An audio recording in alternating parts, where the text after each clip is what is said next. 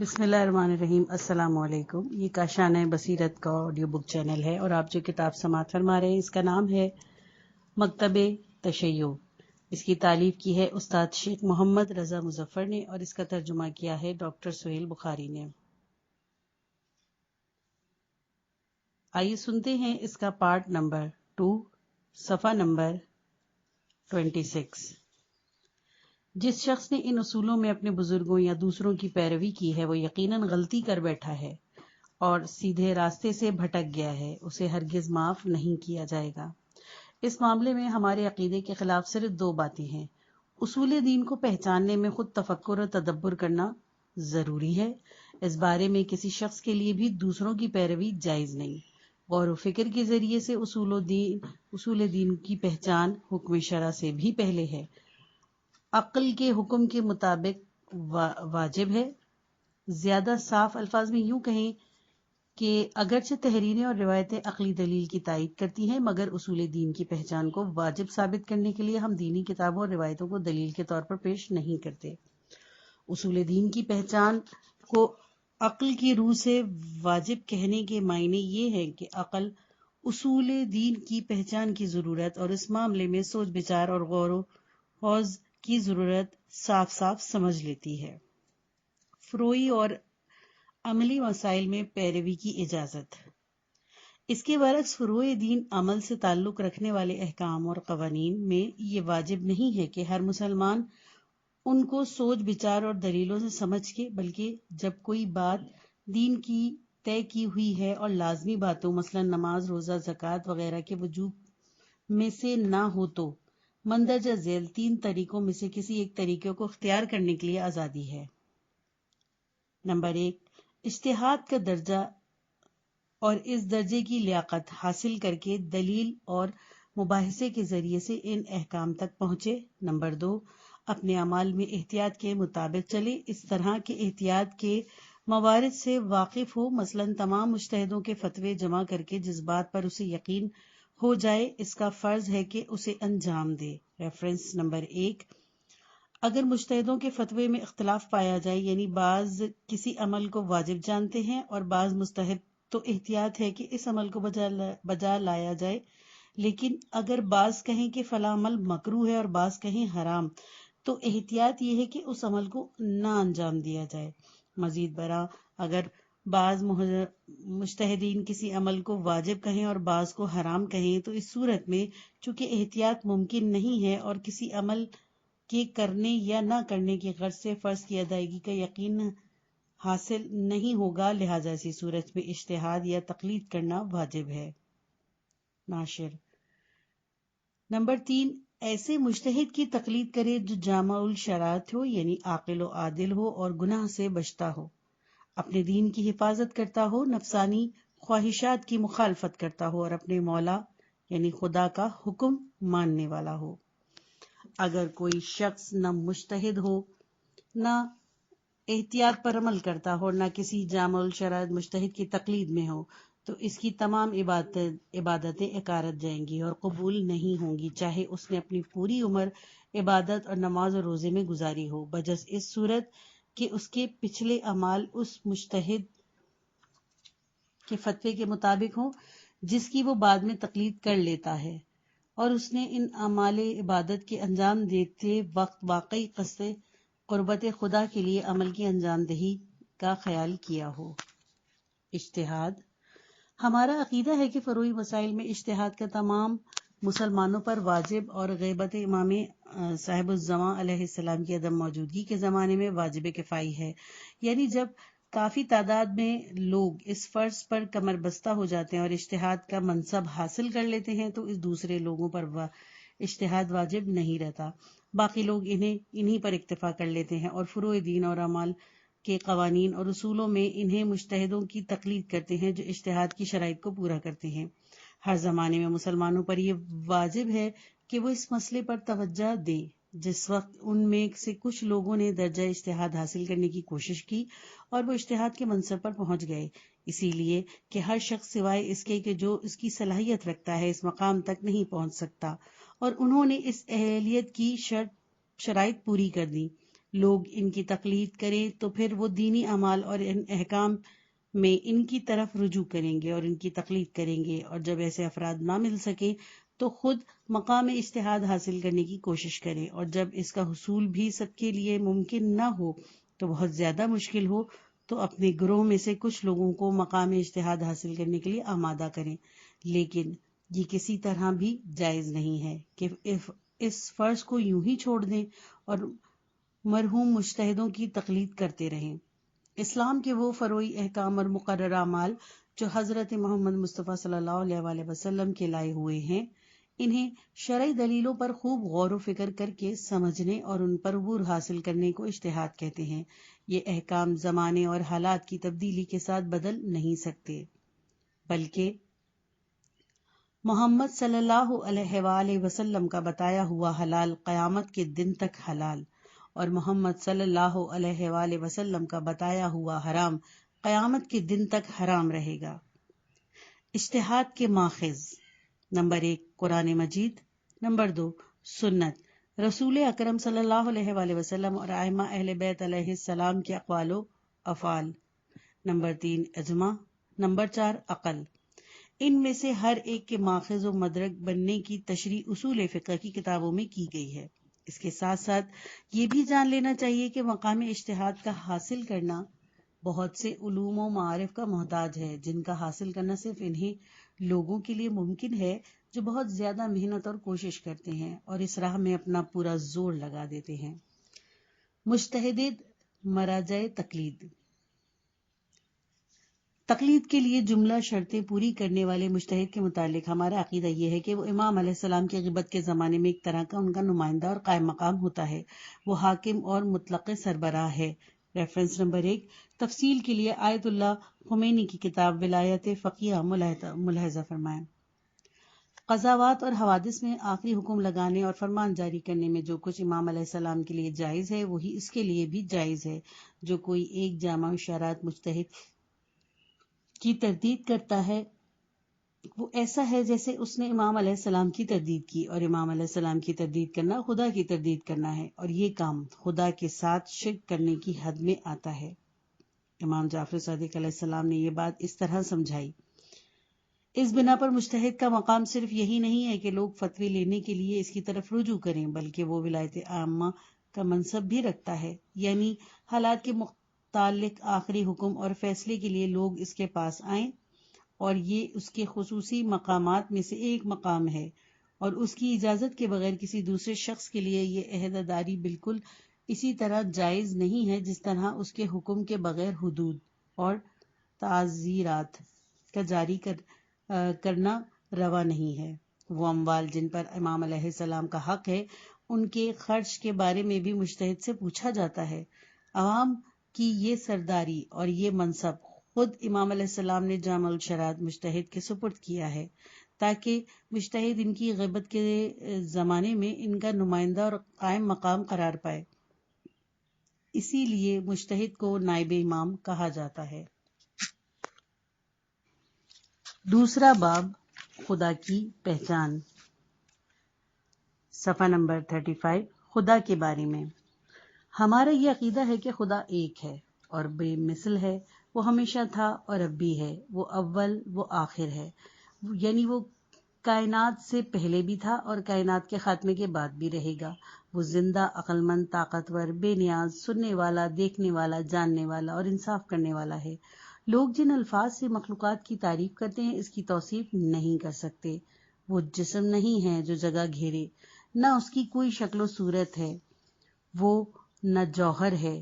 Reference number 1 جوہر سے مراد وہ شے ہے جس میں ابعاد اربع یعنی لمبائی، چوڑائی، گہرائی اور وقت پائے جائے، مثلا پتھر، لکڑی اور گائے وغیرہ۔ نہ عرض ہے۔ ریفرنس نمبر 2 عرض سے مراد ہے کسی شے پر طاری ہونے والی طرح طرح کی کیفیات، مثلا رنگت، نرمی اور سختی وغیرہ۔ نہ وہ جوہر ہے نہ وہ عرض ہے، یعنی اس کے متعلق حرکت، سکون، بھاری پن، ہلکے پن، چال، ٹھہراؤ، جگہ اور وقت کا خیال بھی نہیں کیا جا سکتا، اور نہ اس کی طرف اشارہ ہی کیا جا سکتا ہے۔ وہ اپنا مثل مقابل مانند بیٹا ساتھی اور ساجھی نہیں رکھتا. کوئی اس جیسا نہیں ہے. آنکھیں اسے دیکھ نہیں سکتی لیکن وہ آنکھوں کو دیکھ سکتا ہے.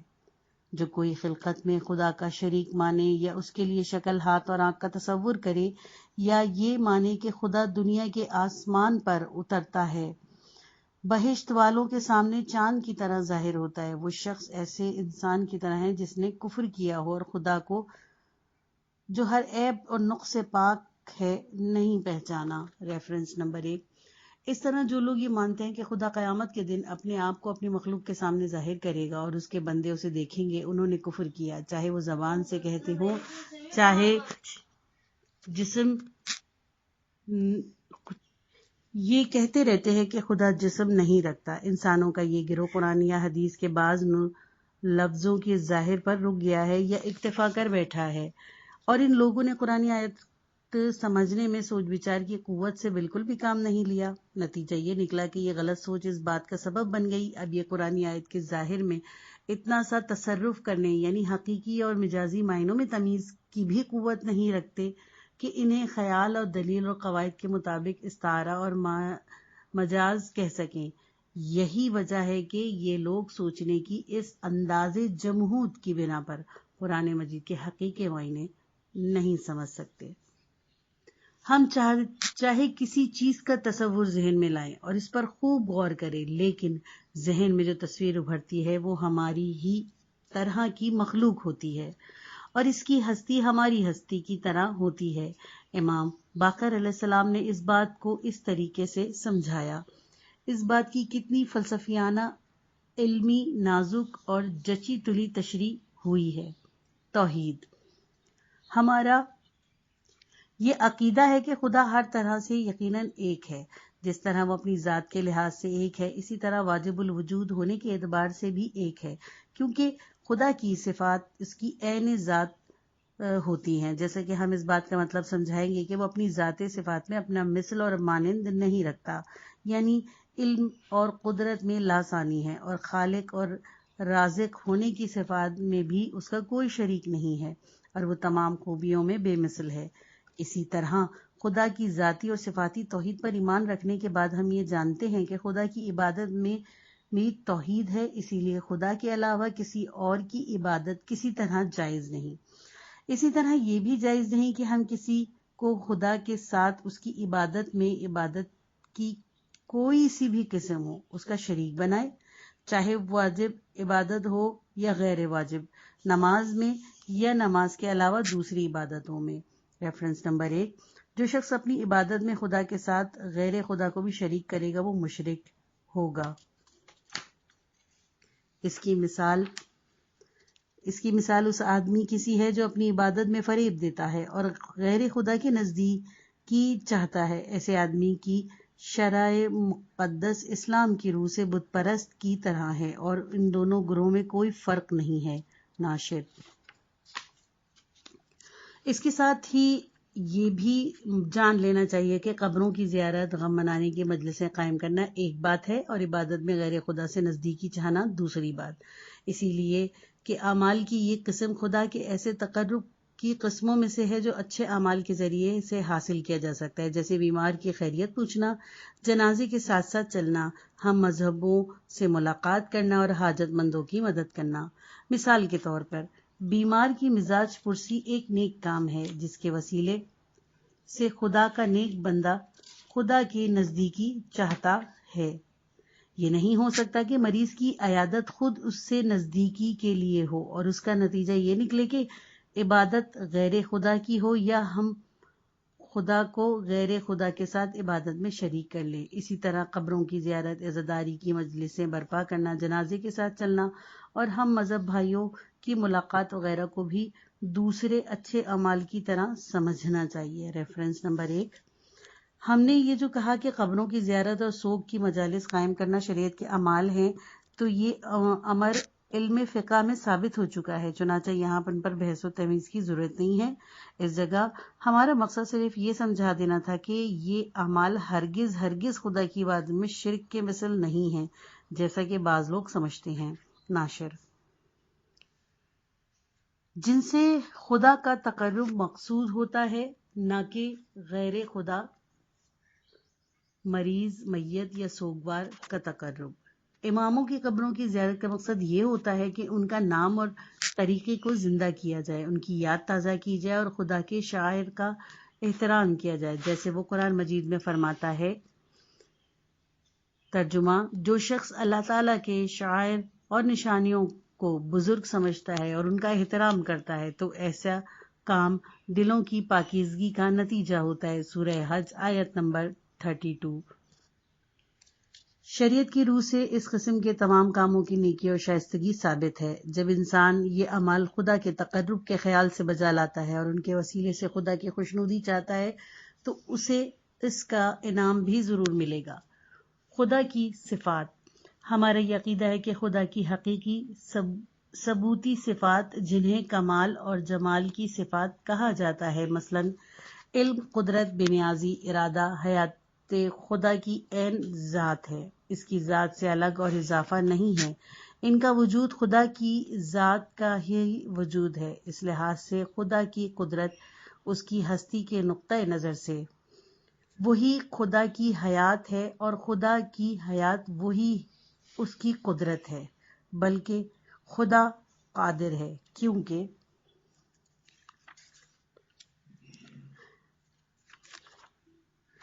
کیونکہ زندہ ہے اور زندہ ہے کیونکہ قادر ہے۔ خدا کی صفات میں دوئی نہیں ہے، چنانچہ خدا کی تمام کمال صفات اسی طرح ہیں۔ البتہ معنی و مطالب کے لحاظ سے ان صفات میں باہمی اختلاف ہے۔ مثلا خدا کا علم اس کی قدرت سے الگ ہے، لیکن یہ صفات وجود کی نظر سے ایک ہیں، کیونکہ اگر وہ صفات یا ہستی کے لحاظ سے الگ الگ ہوں اور یہ فرض کر لیا جائے کہ خدا کی صفات اس کی ذات کی طرح قدیم اور واجب ہیں۔ Reference number 1۔ یاد رہے کہ علم الکلام کی اصطلاح میں جن چیزوں کی ہستی ناممکن ہو انہیں متنع الوجود کہتے ہیں، اور جو موجودات پہلے نہ ہوں اور بعد میں وجود میں آئیں انہیں ممکن الوجود کہتے ہیں، اور وہ وجود جو قدیم و ازلی ہو، ہر نقص و عیب سے پاک ہو، اس کو واجب الوجود کہتے ہیں۔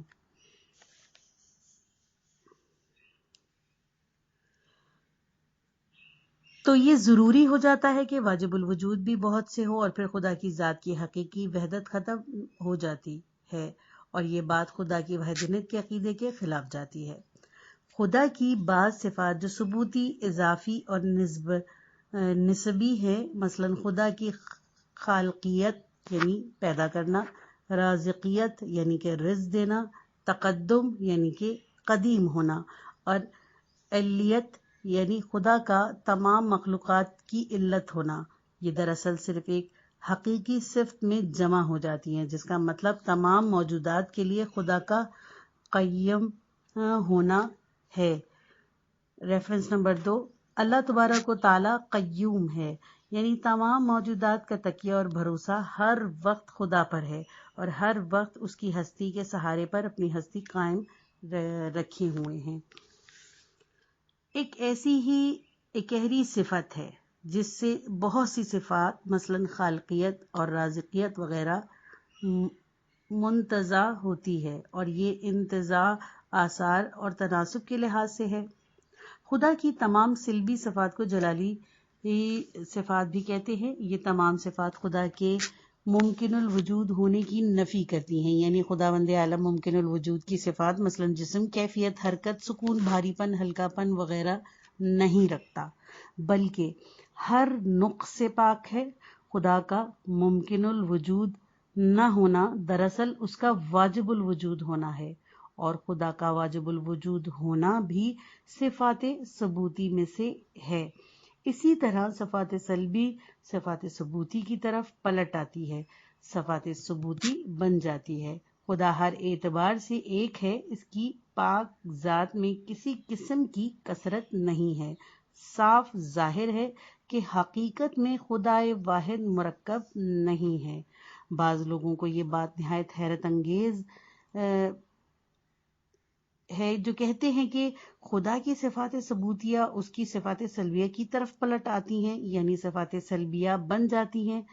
یہی وجہ ہے کہ اس بات کو کہنے والے اس جملے کے معنی کہ خدا کی صفات اس کی عین ذات ہیں نہیں سمجھ سکتے ہیں، اسی لیے انہوں نے یہ خیال ظاہر کیا کہ تمام صفات ثبوتیہ کے معنی سلب و نفی کی صورت سے نکالے جائیں تاکہ خدا کی ذات کی اکائی اور اس کی کثرت کا نہ ہونا ثابت ہو جائے، لیکن انہیں یہ خبر نہیں ہے کہ اس بات سے مطلوبہ نتیجہ نہیں نکلے گا، کیونکہ اس صورت میں ہم خدا کی پاک ذات کو جو عین وجود اور صرف وجود ہے، ہر قسم کے نقص اور امکان سے پاک ہے، عین عدم اور نفی محض ٹھہرا دیں گے۔ خدا ہمیں خیالوں اور قلموں کی لرزشوں سے بچائے رکھے، آمین۔ اسی طرح ان لوگوں کا عقیدہ بھی حیرت ناک ہے جو کہتے ہیں کہ خدا کی صفات اس کی ذات پر اضافہ ہیں۔ اس کے نتیجے میں لوگ وجود قدیم یعنی بے اول کی کثرت کے قائل ہو گئے، یعنی ان ہی ذات و صفات کو ملا کر ان کے کتنے وجودوں کو قدیم ماننا پڑا، اور انہوں نے واجب الوجود خدا کے متعدد شریک ٹھہرائے، یا یہ لوگ خدا کے مرکب ہونے کے قائل ہو گئے ہیں۔ خدا کو ایک ماننے والوں کے سردار امیر المومنین امام علی علیہ السلام فرماتے ہیں، ترجمہ ہے کہ ہم خدا کے لیے کسی صفت یعنی ذات پر اضافے کے قائل نہ ہوں۔ نہج البلاغہ پہلا خطبہ۔ کیونکہ ہر صفت جیسے انسان کے لیے علم یہ گواہی دیتے ہے کہ وہ اپنے موصوف سے الگ ہے، اور ہر موصوف یہ گواہی دیتا ہے کہ وہ صفت سے جدا ہے۔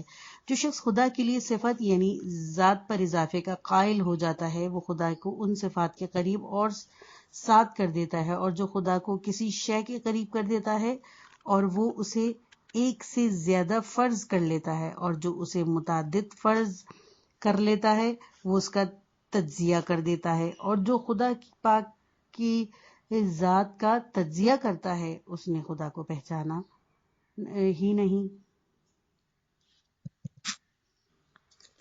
عدل الہی۔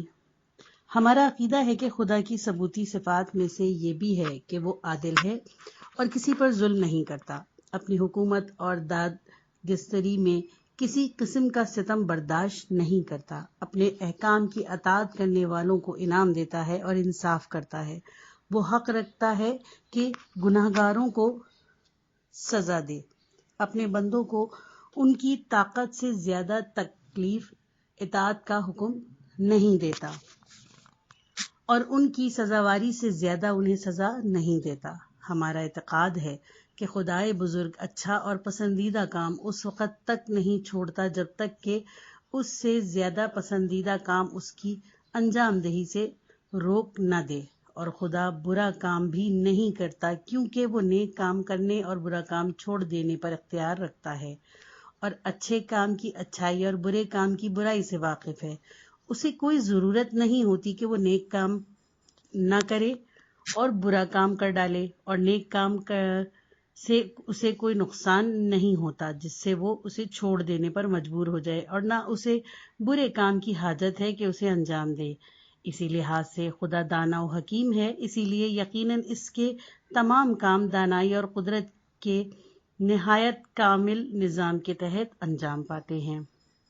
اگر خدا ظلم یا برے کام کرے اور وہ ان باتوں سے بری ہے تو ان چار صورتوں میں سے کسی ایک صورت سے باہر نہیں ہے۔ نمبر 1، خدا برے کام کی برائی سے واقف نہیں ہے۔ نمبر 2، برے کام کی برائی سے تو واقف ہے لیکن اسے کرنے پر مجبور ہے اور اسے چھوڑ دینے سے عاجز ہے۔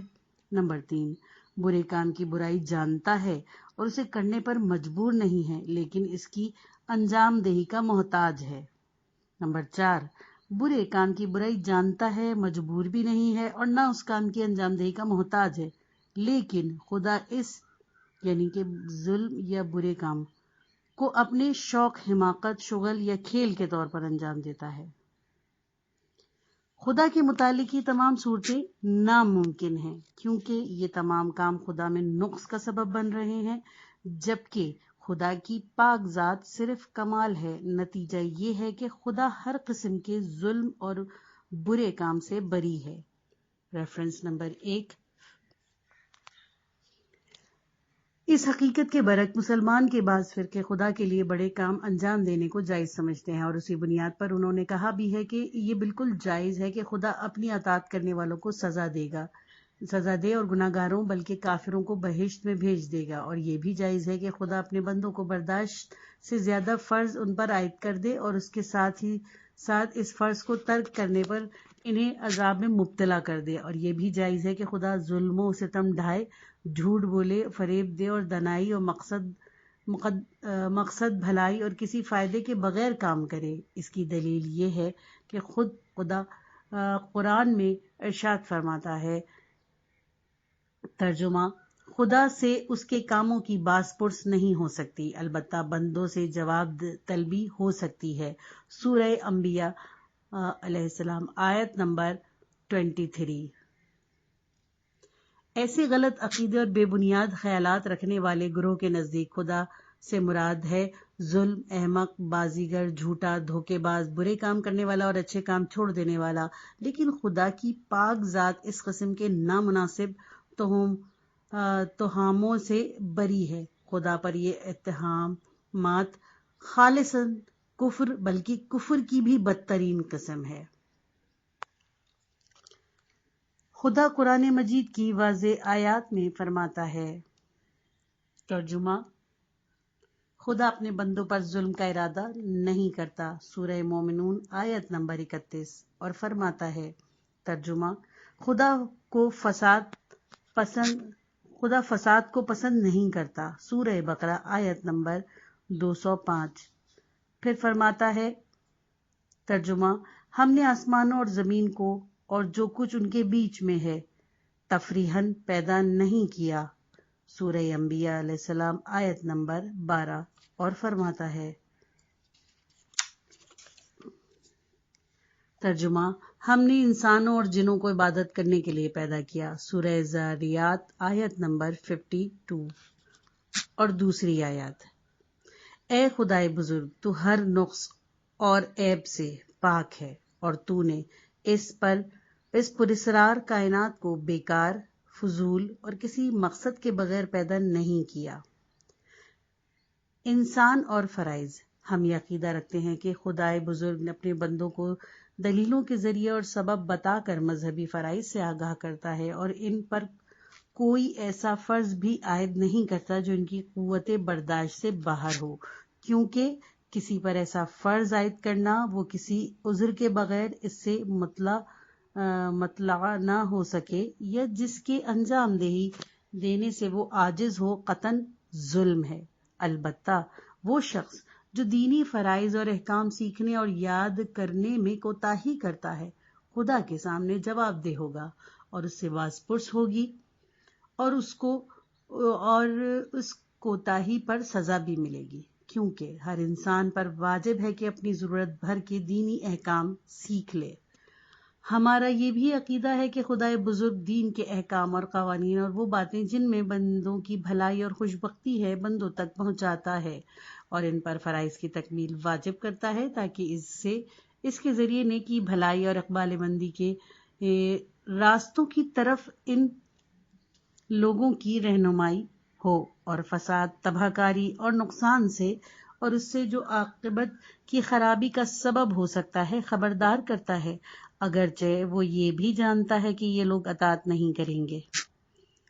وجہ یہی ہے کہ خدا کی طرف سے یہ رہنمائیاں بندوں پر اس کا لطف اور رحمت ہیں۔ بندے بھی اپنی دنیا و آخرت کی خوشبختی کے بیشتر طریقوں اور بھلائیوں سے ناواقف ہوتے ہیں، اور ایسے بہت سے معاملات سے جو ان کے نقصان اور گھاٹے کا سبب ہیں بے خبر ہوتے ہیں، لیکن خداوند عالم بخشنے والا بڑا مہربان ہے۔ یہ مہربانی اور شفقت اس کا مطلق کمال ہے اور اس کی عین ذات ہے۔ اس صفت کا اس سے الگ ہونا ناممکن ہے، اور خدا کا یہ لطف اور رحمت مسلسل اور جاودانی ہے جو کسی وقت ختم نہیں ہوتا، اگرچہ اس کے بندے جہالت، عناد اور خواہشات کی بنا پر اس کی اطاعت سے منہ موڑ لیں اور اس کے حکم سے سرتابی کریں اور اپنے ہی ہاتھوں اپنی سعادت اور خوشبختی کی راہ مسدود کر دیں۔ یہ پارٹ ختم ہوا. کتاب کا اگلا حصہ نیکسٹ پارٹ میں سنیے.